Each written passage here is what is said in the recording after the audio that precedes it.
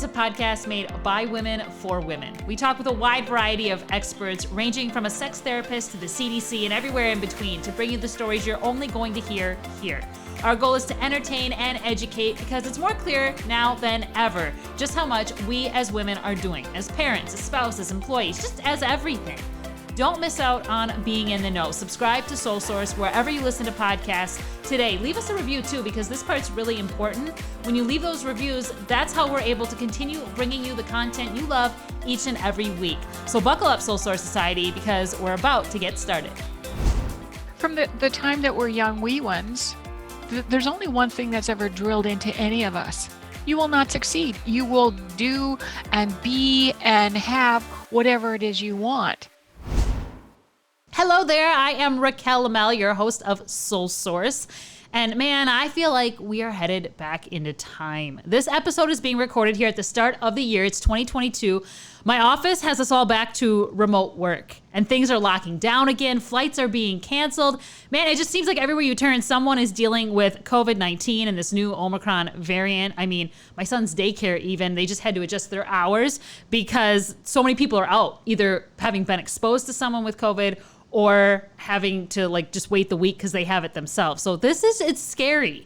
And the reason I bring all of this up is because for many people, the last few years have been challenging.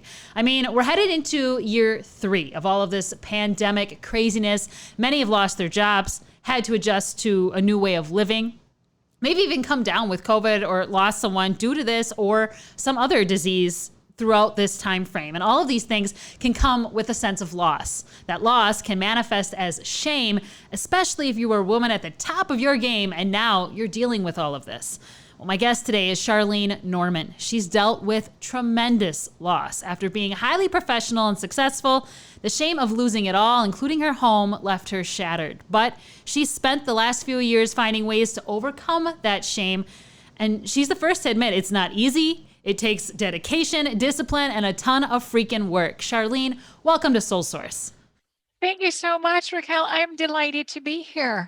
And yes, this Omicron variant, we're in lockdown. We just went into lockdown today, and I'll tell you, my heart is feeling for every single mom who is looking forward to the kids going back to school and know they're at home and mom's at home. And I'm with you. It's deja vu all over again. It's just crazy. I can't believe we're doing this again. I mean, on one hand, I'm like, okay, well, we should be good at this. We did this once already. But on the other hand, it's like, man, it's hard not to, it sucks. It's hard not to get down in the dumps about it. You're absolutely right. It is. And I really feel for anyone, especially who has kids, anyone who is trying to juggle home and work, and bosses that are on the knife's. Everyone is on a knife's edge right now. My favorite word is everyone has PTSD. We may not think in those terms, but after going through trying to manage to get where we are, I really think that every single person in one way or another is suffering from PTSD. I really, truly agree with you on that one. So I mentioned very briefly, kind of gave a high level of the fact that we're talking about something that people don't usually want to talk about today, and that's shame. Why do you think, first off, that it's hard for people to talk about this topic specifically? Well, from the time that we're young wee ones to when we become teenagers and we start understanding what life's about and what our goals are, to when we become older and now we're fully educated and we get on the hamster wheel of this is what life's about, there's only one thing that's ever drilled into any of us. You will not succeed. You will do and be and have whatever it is you want. And we buy into that. We build ourselves up to that. And when life throws us a curveball, and I call curveballs shit that happens, there's a death, there's a illness, there's a divorce, there's you lose your job, and even this damn pandemic thing, none of it is within our control. We never planned for it. Our worlds get completely thrown upside down. And the fact that we're just frail human beings we were never taught how to properly manage through when life throws a curveball at us. We're only ever taught how to be the best, how to move ahead, how to get this, how to screw the other person in. The shame part, who wants to talk about the fact that they're a failure? Who wants to talk about the fact that maybe their coping skills weren't so great? Who wants to talk about, well, I never asked for this. It happened to me and I fell down and it was really tough getting up. Nobody wants to talk about being a failure. Not one of us. And yet it's human. Exactly. And here you are. And that's exactly, you're sharing your story. So I'm going to open the floor to you here. Tell me a little bit, high level, because I know there's a lot of details to it, but kind of give us the overview of what happened to you, because you went from way up here to way down here and now you're working your way back up. So tell me what happened. Oh, 25 words or less. I played Grand Poobah. So I was the person who led companies and teams of between 35 million to a billion in revenue and 500 to 500. So the buck always stuck with me. I was the one in complete control. I was the successful one. One day, February 2015, I woke up and my husband said, "Oh, honey, hello, good morning. It's wonderful. Guess what? You're in the hospital. You've had a stroke. Don't worry, you're fine. I'm going off to get the doctor." Well, uh, I can't tell you how I got there. It was a viral infection. It's got a big long name, but what it does is it strips and sucks out all the oxygen in your brain and your spine. My husband lied to me. I had 2 seizures, 2 strokes, and I spent a week in a coma. When I came to, my ability to walk and talk was significantly compromised. Um, and to make a very long story as short as possible, I couldn't work anymore, which meant as the main breadwinner in the household, as the grand poobah in my own household, I had to sell our beautiful home. It was never in my cards to do that. It was never in my cards not to be able to hold a conversation. Never in my plans that I was going to topple down, fall down, lose my house, have to move to the country, rescale, resize. It was not in my plan. Now, that right there, plus I bet you a portion of this, your identity, right? Like this is who you identify as this great successful woman, right? I'm going to say not a portion of, that was me. I lost everything about me. I was very successful. Yeah, that was my identity of powerhouse, alpha, female, no problem was unsolvable in my world. People loved me. I actually had become a pretty damn good leader and all that kind of massive results all the time. To go from that to hardly stringing thoughts together, to have to hold up a wall to go to the bathroom, to look at somebody, the brain is going and I couldn't get the words out. That was a huge shock. Who the hell am I? Who is this person? There's a brain that's kind of working, but not really working. And people are telling me, "Oh, that's okay, pretty girl. You just stay. That is not how I want to be talked to." So yes, it was everything about my identity. I'd spent my entire working life creating something that was basically stripped away. When that happens, who are you? Who is the fundamental you that is right, that is left? That had to be really hard, like trying to piece yourself back together. How did you come out of this dark place? I mean, you're hardly able to walk, talk, and think, and now you got to pick yourself back up. How did you do that?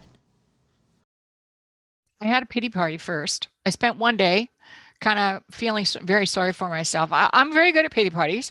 But I also recognize over the years, I can have a pity party about anything, but it doesn't really solve anything. So the first day in the hospital, I'm really pissed and I'm feeling my face to make sure that, I'm I'm not disfigured. I'm very vain. So we're not disfigured. We're fine. And then I did something that I had done ever since I was 20 years old. I just said, no, I'm not disabled. I am not dependent. There is not a goddamn thing wrong with me. Now, I have to tell you, I'm not a doctor. I'm not a nurse. I've never played one on TV. I've never played one in real life. But I just knew my brain needed to believe I was not what they were telling me I was. Um, and I learned that when I was very young and I knew what I wanted to be. When we all come up with, this is what I want to grow up and to be, or this is what I want to do in the world. I had a vision at 20. Here's what I wanted. And I had a picture in my brain and I got there by 30. Every time in my working life when I wanted something, I set a picture in my brain. It doesn't matter what the picture is, but I had a picture, and I'll be honest, the years that I didn't have a picture, nothing really terrific happened. But the years that I had a picture, something always happened. So I clung to that as I'm in the hospital, and I had a big no. No, this is not me. I will get through this. I had no idea how I was going to get through this. I had no idea what it meant, but it was, I'm going to get through this. And so I refused to believe that I was anything other than the strong, healthy, amazing woman that I had been before I fell. So that's what I call my first step. You're going to go or you're not going to go. And if you're going to go on anything, you have to be 100% all in.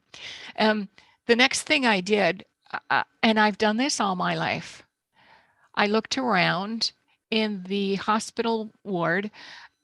I listened and I said, oh, there's a lot of people here who have it worse than me. There's a lot of people here who can't go to the bathroom by themselves. They can't talk. I could talk, maybe didn't make a lot of sense, but my tongue wasn't glued to the top of my mouth.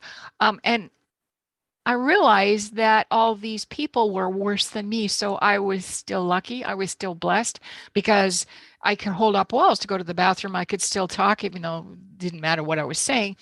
And so I said, it's not nearly as bad as they're telling me. So I found the good in everything. And I was very grateful.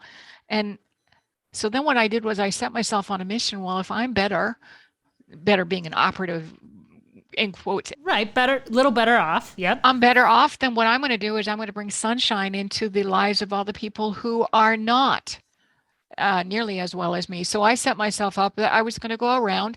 I didn't know how I was going to do it, but I was going to walk around to everyone and smile and talk to them. So I was going to be their Miss Sunshine. So I just kept on doing that. What that does, I learned a long time ago, is that takes the pressure off of you.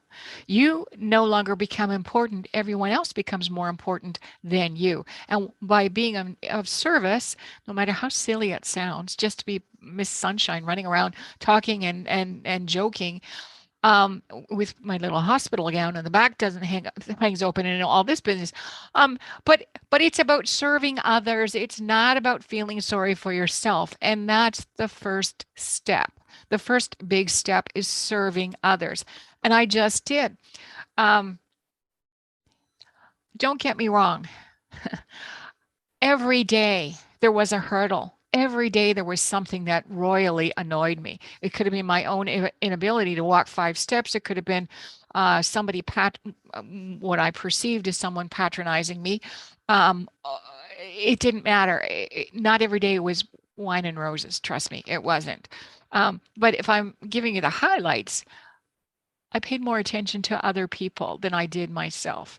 And then when I got a bit stronger and I was in the physical therapy and whatever other therapies they put me through, I started to demand, and I said, okay, so I believe the only way that I can get ahead and get through this is you got to give me homework. So you give me 10 times as much homework as you give anyone else. Well, we don't give out homework. Okay, I'm telling you right now. So this is when the bossy lady came about. You're going to give me homework. Well, no. And I became the patient from hell and I started swearing. I can swear like a sailor at times. Me too. Nice to meet a fellow woman who does this. And when I get really annoyed, uh, the F-bomb is my favorite go-to. I'm saying it. These people say, you will damn well do this because this is what I want, blah, blah, blah, blah. Anyways, I finally got my way.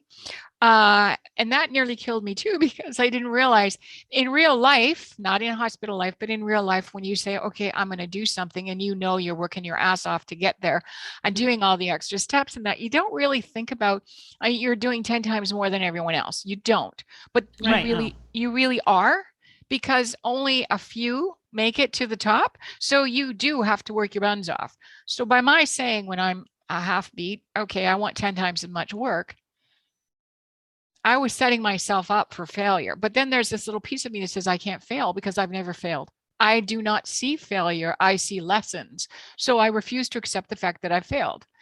Mm-hmm. I made it through that. I looked at what I had going for me and I said, so what can I do? And I set myself a time schedule, which of course was totally unrealistic, because when you're trying to heal yourself, it doesn't happen overnight. Mm-hmm. Regardless, I just set myself on a timetable, which is what I had done when I was in business. Okay, so this is what we got to do every day, and we're going to do this 5 times. We're going to do this 10 times. It didn't matter. We're just going to keep on doing it and keep on doing it. And gradually over time, I set myself up. Okay, today I can walk. I'm going to go get myself a coffee.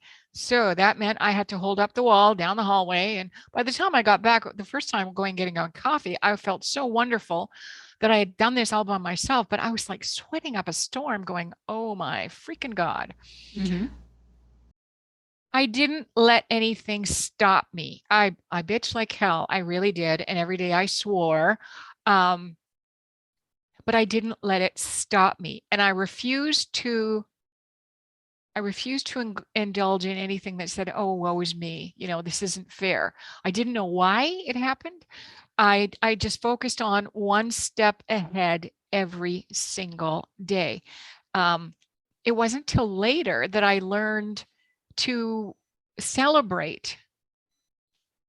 This week you made this progress. This week you made this progress. This week you made this progress. It wasn't till later that I learned I should be celebrating, but it was all part of the journey forward to heal physically and partly mentally. And I will tell you, healing physically is easy. The healing physically part, Your body kind of does it. Yeah, your body will do it on its own. well, it will, and especially if you give it exercises and you push it, it will do it. The mental part was very hard, because as you started off, losing your identity is like, who the hell am I now? I clung to a couple of things. I clung to the fact that I used to be a really, really excellent cook. It was my favorite thing to do was to have gourmet dinner parties. So one of the things that I did was I forced myself to go back into the kitchen and pick up my cooking. I'll tell you, the first time I tried it, it was like 4 hours to basically accomplish what I used to be able to do in 20 minutes. It didn't matter. It did not matter. I knew that brought me pleasure, so I was going to do it. So my first thing always is find something that you love to do that brings you pleasure. And this is all for the healing of the brain part. The next piece was a little bit harder, and that was trying to come to grips with who I was fundamentally underneath this shell that I had built. What was it that I was good at? And honestly, in the early days, I was a good mother to my 2 dogs. I was a lousy daughter to my mother-in-law because my husband had called his mother to try and help. And I was the patient from hell, so I was lousy to my mother-in-law. But I was a nice neighbor. So I fell into, okay, what was I good at? Even though it had nothing to do with being the amazing person I was prior. Mm-hmm. I also decided I needed to understand how the brain worked because a stroke is a brain injury. So I delved into neurology. I interviewed my neurologist. I studied NLP. I escaped into spirituality and healing and light workers and self-hypnosis. And I just did a deep dive into how the hell the brain works and how to kickstart the brain. Um, I that's just the way I am. If I don't know something, I just jump right in and I research it. Through that, I found some things did work for me. What worked for me was going out and walking in nature, which sounds really crazy. But that helped me get my head back and start finding out more and more about who this person was inside. I started meditating, and I'm not a meditator. Oh, believe me, I can't sit still for 10 minutes or so. I feel you there. Yeah, I cannot do that. I've tried. I'm not good at yoga either. It's too calm. I do good at kickboxing. So I do meditate. But here's what I did. I gave myself permission to fail. And this is really important. Because we've gone through life having to be perfect and get to the next thing and get better and better, we forget that we're allowed not to do it right the first time. So I gave myself permission to experiment. Experimenting, for those of us that are alpha people, is code. Okay, I can make a mistake. It's okay. And I don't have to do it right the first time. So by experimenting, you can try it 3 and 4 times. And trust me, those of us that are driven will get it done and get it right by about the 5th time.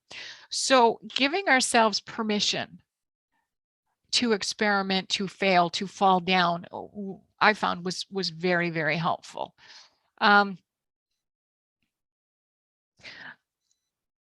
I spent a lot of time then crafting statements about who I was. I'm not talking about affirmations. That does work for some people. But I spent time crafting the fundamental me from when I was a kid and who I was then and who I was today. And newsflash, we don't change. That fundamental kid that was inside of us when we were children is still there when we're adults. The thing is, we've probably shut off that kid, but if you can find that kid again, then you can really start to expand into your identity. Does that make sense? Mm-hmm. Yep. Like it's like the root of who you are. It goes way back. It goes way back. It goes way, way back. And then I started, it was hard in the beginning when we moved. We sold our house, we uplifted, we moved to the country, not knowing anybody. That was tough. So I put myself out there. I forced myself to do things that I wouldn't normally do. Like I set up a thing. I said, hey, I want to meet a bunch of people. Come to my group, and we'll do it once a week. It worked. I had 50 people and then 75 people showing up. I know. I was like, oh my God. Putting yourself out there is scary. It's really scary. We're all nervous. None of us like to do it. All of us hate sweaty armpits. However, the good news is once you do it, you're basically expanding yourself. Do it again, you're expanding yourself. Doing it again, you're coming back to the person you were. It's incremental steps. That's what it is. It's set yourself up in safe environments where you can fall down and it doesn't matter. You can pick yourself up again and you can move forward. I will be honest with you and say the mental stuff took about 3.5 years to finally completely cement so that I felt like I was 45. But I want to jump in here and say, like, even now to this day, so you went through all of this work, you still, like, does the mental still come back and do you still fall into that trap sometimes of feeling down and have to, like, rework? Or are you, like, good to go? I'll answer the question a slightly different way. Okay. I used to be a smoker. I loved smoking. Loved it, loved it, loved it. Mhm. Uh, I couldn't smoke when I was in the hospital. I was in the hospital for 2 months. Can't smoke in a hospital, so I had to quit. It's been 6, 7 years now since I was in the hospital. I Mhm. occasionally get the urge to have a cigarette. Mhm. Fortunately, I can't buy the cigarettes that I love because they took them off the market, but I still have urges occasionally to have a cigarette. That is 2015, 7 years later. Okay. Yep. Um, so they're not as strong as they were in the beginning and they're less frequent, but I still have them. So with that as the backdrop, when you start working on your mind, one and done is never, ever, ever, ever, ever the way it goes. But you can move yourself along so that the mood swings that you have, or the horrible thoughts that you have, or the silly voice in your head that's talking to you and giving you bad thoughts and whatever, you do learn how to push those thoughts down. You learn how to say, oh, thank you. You're just protecting me. Okay, I'm fine now. Off you go. Go play. You learn to recognize the days, or hopefully your family will recognize the days for you when you're really this close to the edge. And all you need is someone or yourself to say, hey, wait a minute, you're going off half cocked there. And you step back and you go, yeah, wait a minute, that's not me. That's that other voice talking. You go into some of the protective modes that you learned. And I'll give you one more example. My mom, when she was 60 years old, decided that she was going to attempt suicide. It didn't work. And the thing that worked really well for her was something called cognitive therapy. That was a whole year of her learning how to do her emotions and her thoughts. But here's the thing, nobody can do it for you.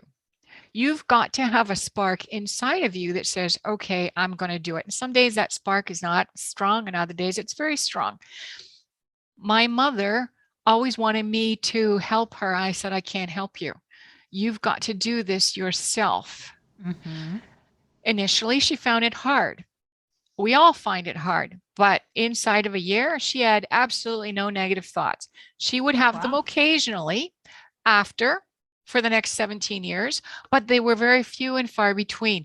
I found that as well with me. The negative thoughts that I had initially became nothing. Today, I can say, I believe all of my fears have left me.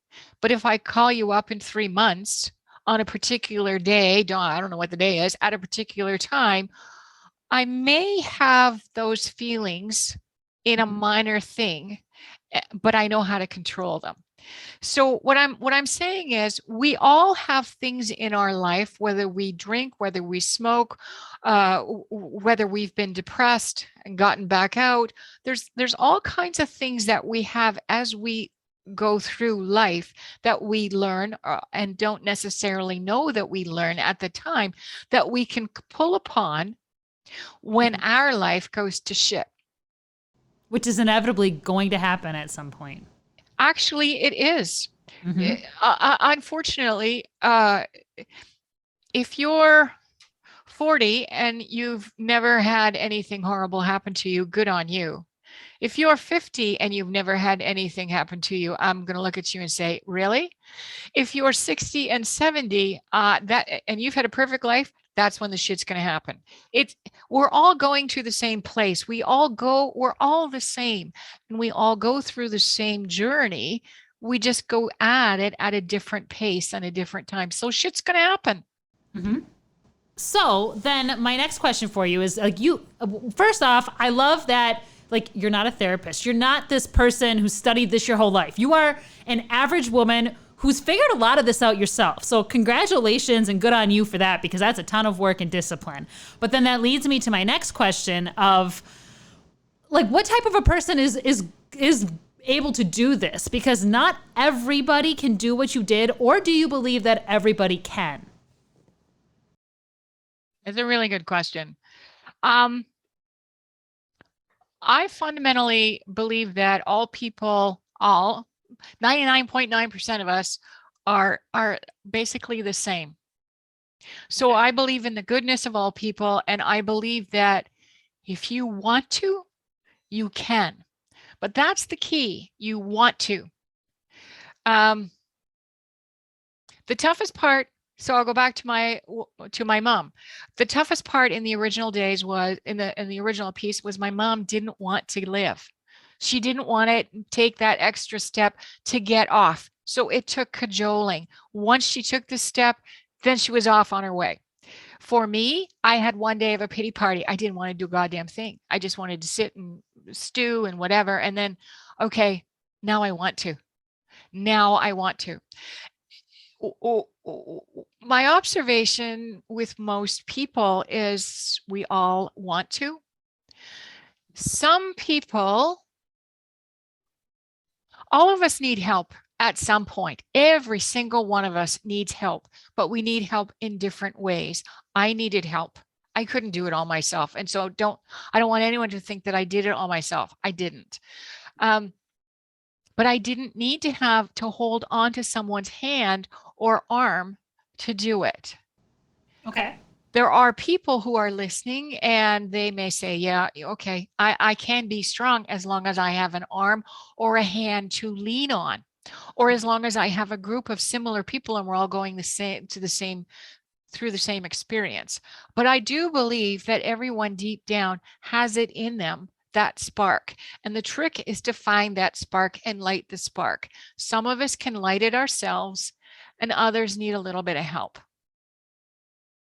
Okay. So how, we talked about lighting it yourself because that's what you did and you gave us your steps. But if you need that help to get that going, what can somebody do? How do they get that help? Well, I can give you a couple of free resources. Google anything on self-hypnosis. Oh.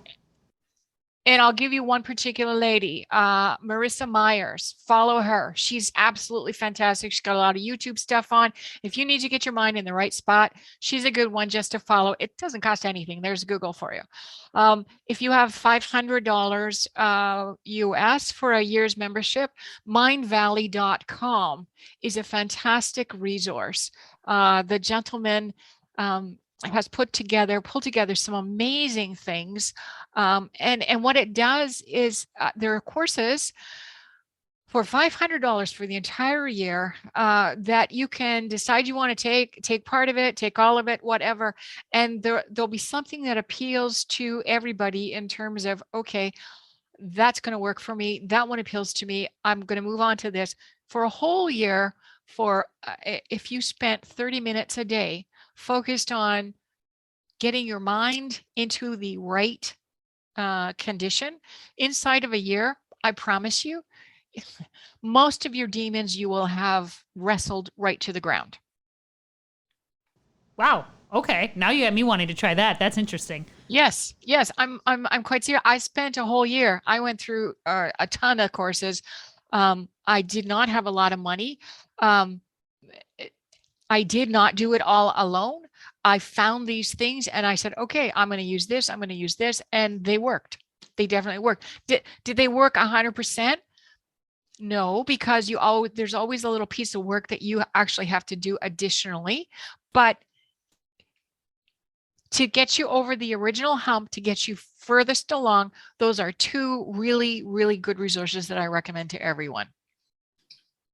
So Charlene, Soul Source is targeted toward women. We talk mostly to women. That's our listeners. That's who our show is targeted to. So I know both men and women can totally experience, shit in life and getting over it. But do you think shame impacts women differently, or do women process it a little differently than men, or do you think it's the same for everyone?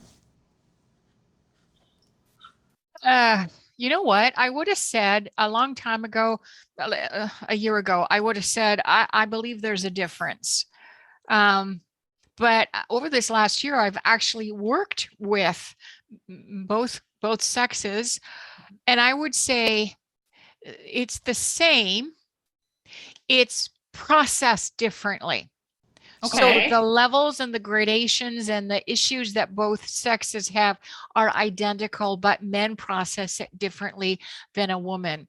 And the easiest way I can say that is a woman will talk things to death. Why? Because it's easy to do, right? You're talking it through, and as you're talking it through, not only are you talking to the other person, but you're also talking to yourself. Yep. A guy does a lot of talking, but they don't talk to themselves. They talk it out to whoever they're talking to, and there's an ego. So they've got to get through the ego. With the women, typically they'll put the ego off to the side. With the men, it takes a lot longer to work through that ego thing. Once the ego thing is to the side, then it's the exact same. Oh, wow. Okay. That's an interesting insight. I would have never thought that, but I guess it makes sense. I would never have either. And listen, I'm not a therapist.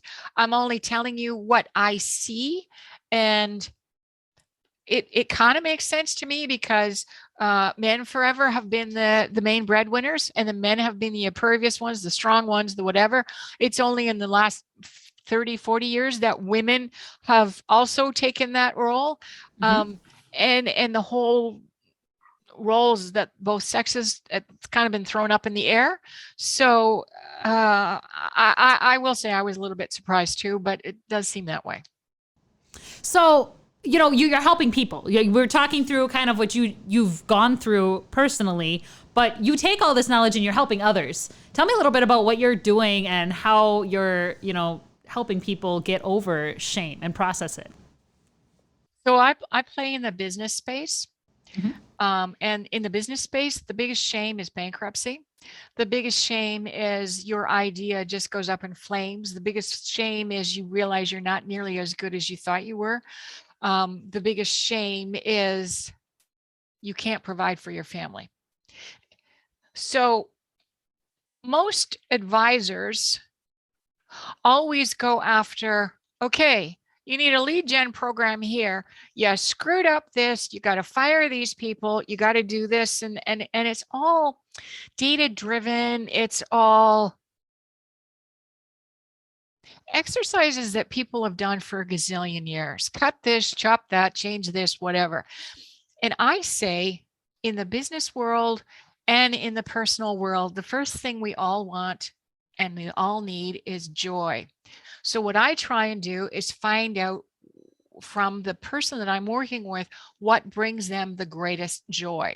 If I can find out what brings them the greatest joy, then I can say, so where does that show up in your business? Or where does that show up in your life? So I try very hard to take a more holistic approach to folks in business or folks in the professional side of life, because frankly, you can only be the best that you can be if you're personally the best that you can be. Mm-hmm.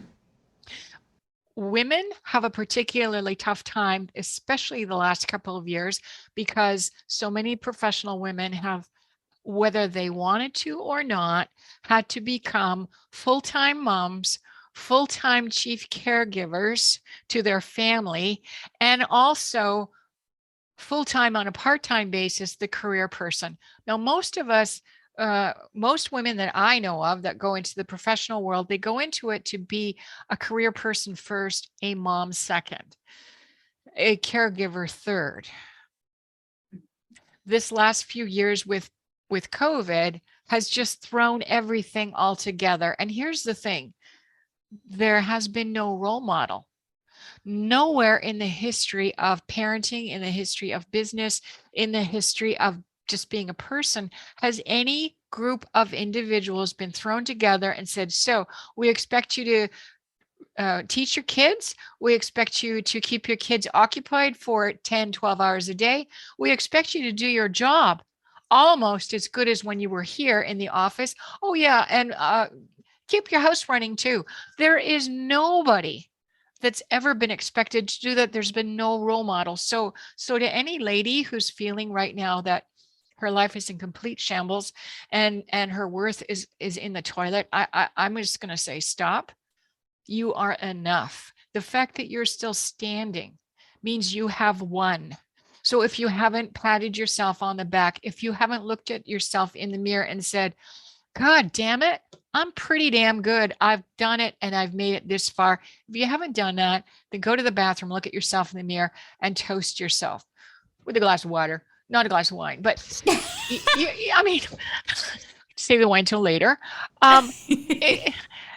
Every single professional woman who has made it through deserves a huge standing round of ovations. It's just amazing what they've been able to accomplish. No one, except some wacky boss, ever expects perfection, but no one has been able to give it. They've given it their best, and if that's not enough, too bad. Well, right. Plus, like you said, this is uncharted territory. I mean, nobody has had to do this. And 100 years ago would have been the last time there was a pandemic, and it didn't look anything like the world does now. So there does need to be some grace and some leeway there. I definitely hear you. Well, also, there's nothing wrong. Okay, so I think all women know that you can have pretty well whatever you want in life. You just can't have it all at the same time.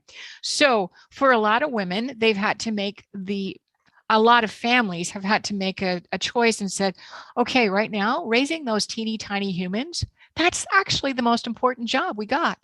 So the good thing about women is we're actually quite good at determining what the priority is, putting that priority first, and putting everything behind it. So if a woman had to say, I got to take 2 years out, 3 years out, and be the perfect for these tiny humans, good on her. There is no rule that says she has to be the tiny perfect human model and the stupid corporate model and the sexy wife model and the chief care. There's nothing, we're all just humans. We're all doing the best that we can. And there's nothing wrong with putting our own interests aside for a temporary basis. But here's the kicker. You got to have some time for yourself, at least once a month. I recommend once a week. And what kept, I'll share something very personal. What kept me going was I had one night that was date night with my husband, and we're still doing date nights. And I'm not talking sex here. I'm talking wine and talking, or wine and games, or wine, lots of wine, and just enjoying one another's company, going for a walk, and pretending the rest of the world does not exist. That's what I'm talking about, is a date night. And every single woman and every single man, especially right now, I believe is entitled to at least that. And it doesn't have to be something crazy. You don't have to go on this big extravagant. It could be, like you said, just wine and movie at your house. Like, that is enough. It just a chance to get that escape. Yes. Yes. Give yourself permission to say, okay, the kids are in bed, close the door. I'm now not wearing that hat anymore. You can't change, unfortunately, and become go from mother to corporate to sexy siren. It just doesn't work. But you can say, I take that hat off, and for the next 2 hours, you have my full attention or my part attention, and we're going to do this. And that's enough. Charlene, this conversation's been amazing. You're amazing with everything you've gone through and you're sharing. People listening, if they want to reach out to you, if they want to get some help getting their mind right and kind of figuring out the steps on how to do the things we talked about today, how does someone find you? How can they reach you? I'm on LinkedIn. That is the easiest way to get me. I play on LinkedIn every single day. Charlene Norman on LinkedIn. Send me a DM. I respond almost immediately. And we can just have a chat. She does respond immediately. I can vouch for that. So I'm going to make sure that Charlene's LinkedIn account, it is in the show notes here for Soul Source. You guys can get a hold of her there. Again, Charlene, thank you so much for sharing your very vulnerable, very personal story. I know shame's not an easy topic. So you went there with me today, and I really appreciate it. My pleasure. Thank you for listening. And if you want to hear more Soul Source, just subscribe to our show. We're available wherever you listen to podcasts. And you can watch us too. We're on YouTube. Just look for Soul Source. Soul Source is brought to you by Red Shoes Inc., a leading agency specializing in crisis and strategic communications, media relations, social media, and so much more. To learn more about Soul Source and Red Shoes, visit us at redshoesinc.com.